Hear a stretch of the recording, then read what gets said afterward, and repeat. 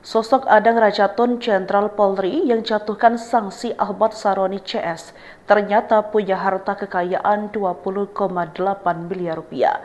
Sosok Adang Darajatun jadi sorotan setelah memimpin sidang Majelis Kehormatan Dewan DPR RI yang menjatuhkan sanksi kepada 3 anggota DPR RI Ahmad Saroni CS.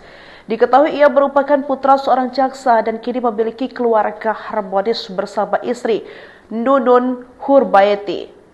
Menariknya, Adang juga menjadi peasan motivator Mario Teguh karena putranya Azara menikahi putri Mario, Andri Teguh.